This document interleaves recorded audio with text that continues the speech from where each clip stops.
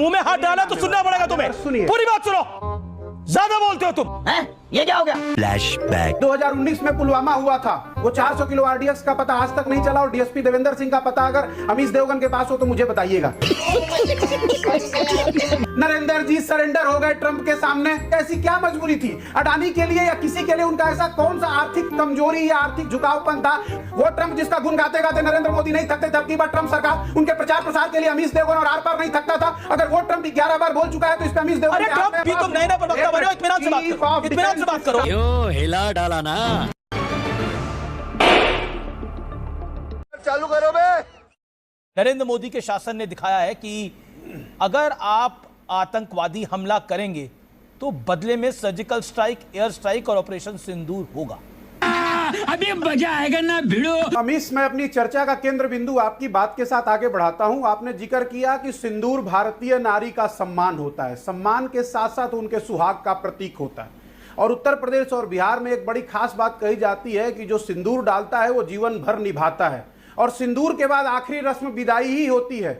लेकिन मैं निशिकांत दुबे की बात को अगर आगे बढ़ाऊं तो मुझे अचानक याद आता है कि 2019 में पुलवामा हुआ था, वो 400 किलो आरडीएक्स का पता आज तक नहीं चला, और डीएसपी देवेंद्र सिंह का पता अगर अमीश देवगन के पास हो तो मुझे बताइएगा। इसके बाद जब दोबारा चाहे वो पुंछ हुआ, चाहे वो अनंतनाग हुआ, उन सबके आतंकवादी कहां हैं?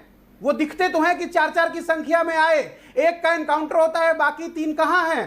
और हम सवाल पूछेंगे अमीश देवगन और आपके साथ पूछेंगे, देश के सबसे विश्वसनीय पत्रकार के साथ नरेंद्र मोदी जी से सवाल पूछेंगे कि 10 मई का वो ऐतिहासिक दिन था, आतंकवादी टेरर स्टेट पाकिस्तान की गर्दन भारतीय सेना के हाथ में थी, वो भूखा कंगला पाकिस्तान करा रहा था। अचानक ऐसा क्या हुआ था कि 2 मई, 4 मई और 5 मई को अडानी ग्रुप्स ने ट्रंप प्रशासन के साथ ऐसी कौन सी चर्चा और बात करी? और ये बाकायदे न्यूज़पेपर में छपा हुआ है कि 10 तारीख को नरेंद्र जी सरेंडर हो गए ट्रंप के सामने। अगर पाकिस्तान का भूगोल बदलने का मौका था भारत की सेना के पास तो वो काम क्यों नहीं किया गया? नरेंद्र मोदी की ऐसी क्या मजबूरी थी अडानी के लिए या किसी के लिए? उनका ऐसा कौन सा आर्थिक कमजोरी या आर्थिक झुकावपन था जो बार बार आपको लगता है कि नरेंद्र मोदी ने सरेंडर कर दिया, कॉम्प्रोमाइज करा है नरेंद्र मोदी?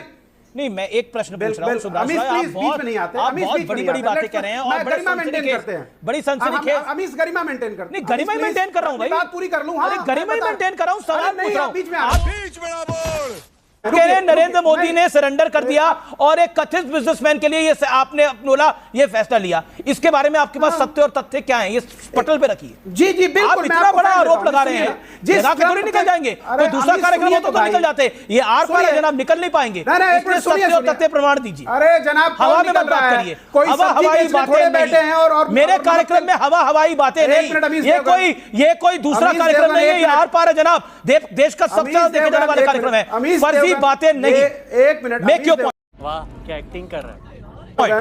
अमीश देवगन, ये कोई कमोडिटी बाजार की डिबेट नहीं है, ना इस पे चावल धान गेहूं की चर्चा हो रही है। मुझे पता है किसकी डिबेट है सुभाष रॉय। वो ट्रंप जिसका गुण गाते गाते, होल्ड ले मिनट, वो ट्रंप जिसका गुण गाते गाते नरेंद्र मोदी नहीं थकते, तब बार ट्रंप सरकार उनके प्रचार प्रसार के लिए अमीश देवगन और आर पार नहीं थकता था। अगर वो ट्रंप 11 बार बोल चुका है तो इस पे अमीश देवगन के हाथ में, अरे हम अपनी एमईए पे बिलीव करेंगे। इस पे आपने सफाई क्यों नहीं दी?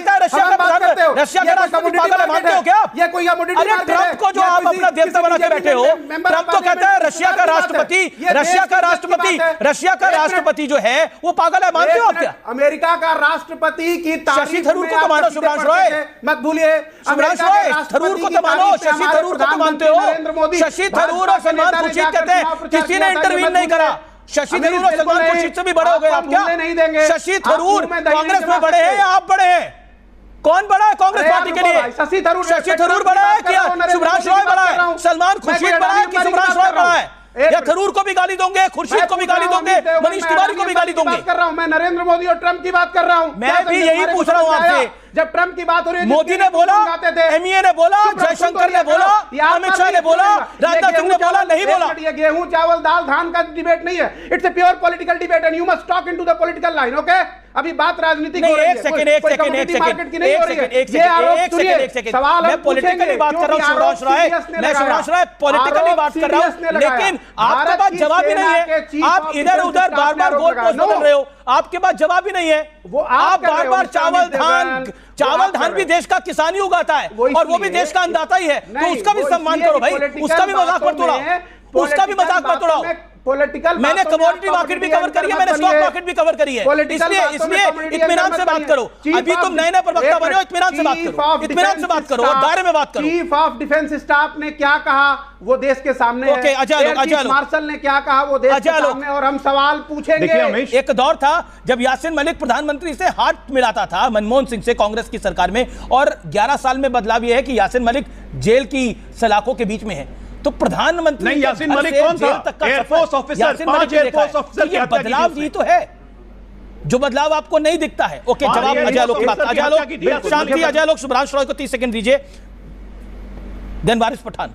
अमीश, मुझे ये बदलाव दिखता है, और मुझे याद है कि एक वक्त में भारतीय जनता पार्टी की सरकार किस तरह से बिरयानी खिलाने लेकर गई थी आतंकवादियों को, मुझे ये याद है, मैं नहीं भूलता। मुझे वो सेना का बयान याद है जिसमें वो chief of defence staff, BJP की सरकार कब लेके गई थी बिरयानी खिलाने के लिए? अभी पता चलेगा। अब आपने 30 सेकंड कंधार हाईजैक क्या मतलब आपके दफ्तर में हुआ था?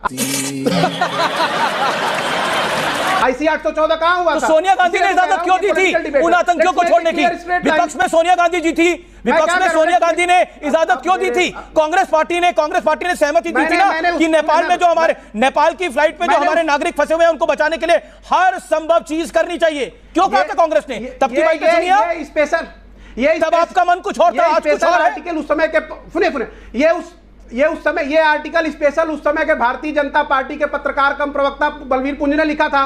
सही पकड़े हैं। सोनिया गांधी ने आपको कहा था, आपके पास उसकी रिटर्न डिटेल है? हवा में सब कुछ हवा में नहीं है भाई। नहीं, बलवीर पुंज ने आर्टिकल लिखा होगा, बड़े नामी लेखक हैं वो, बड़े नामी लेखक हैं, उन्होंने ये आर्टिकल लिखा होगा शुभ्रांशु राय। लेकिन सुनो, अब सुनो पूरी बात, अब मुंह में हाथ डाला तो सुनना पड़ेगा तुम्हें, पूरी बात सुनो, ज्यादा बोलते हो तुम।